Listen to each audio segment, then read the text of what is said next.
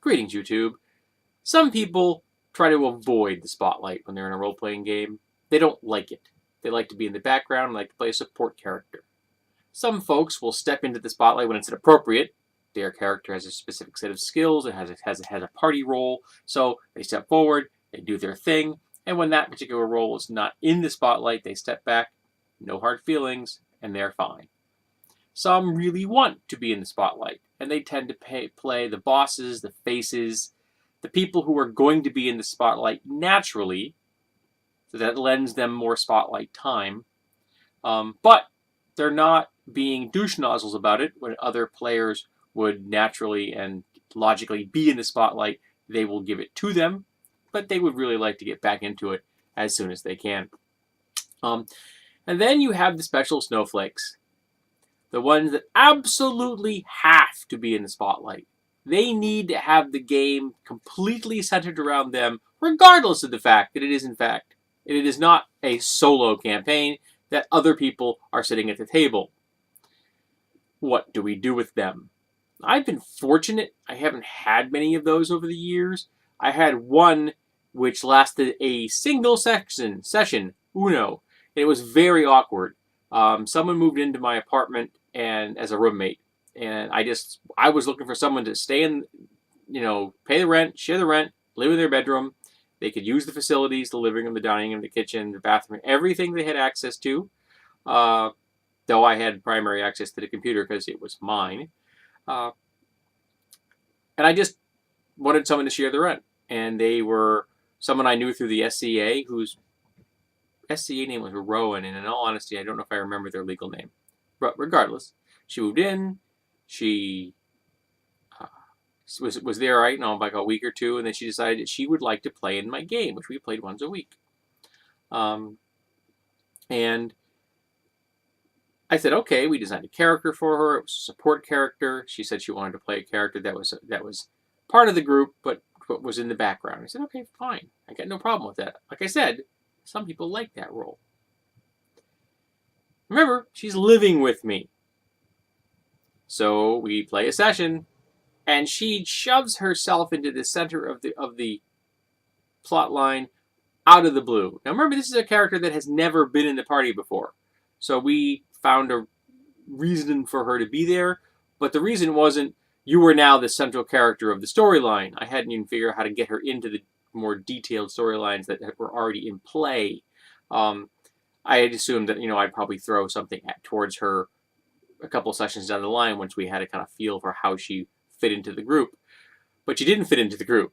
She wanted center stage, and she wanted it now, and she wanted all of it.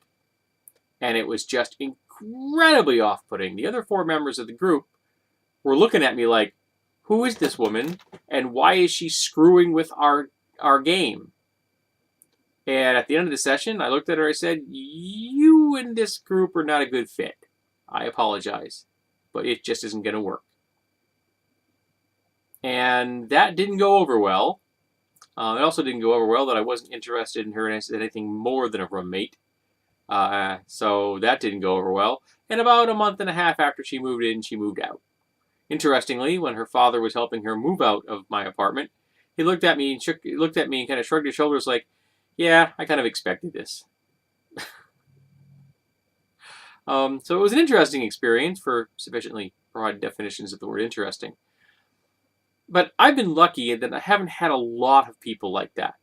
Mostly of the I want to be the center of attention because that's what my character's role should be variety. My ex was kind of like that. He really liked that, and he was the party face.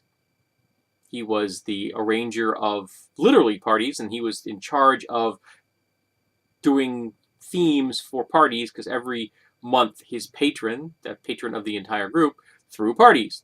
She threw a banquet or ball, and he was in charge of making sure it came off and making sure that they were interesting, guest lists, making sure everyone was in the appropriate costumes, arranging music, the whole 9 yards. Yeah, we had a fairly deep social structure in that campaign. So that was okay. But other than that one particular snowflake, the person who I believe name was Rowan, I don't think I've been plagued by any major spotlight monopolizers. But I know they're out there.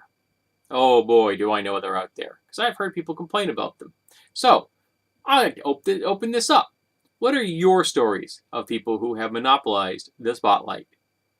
Can you tell us a rousing tale of how this person drove you and your group batty, whether you were a player or a GM? And quite frankly, I don't know which is less pleasant to be when you have someone monopolizing the spotlight. Being a player, it's like, oh, okay, I get to sit here and twiddle my thumbs. And if you're a GM, you're like, how do I deal with this? What do I do with this? Because this person is raining on the fun of all my other players, and that ain't cool. And quite potentially raining on the fun of the GM, because the GM is probably not going to want to spend all their time catering to this single person and ignoring everybody else sitting at the table, because it's rude and it could very well screw with their storylines. Because most people are playing different types of characters at different roles, and so lend themselves to different storylines. So yeah, that's a thing. So let's talk about that thing. If nothing else, it could be entertaining.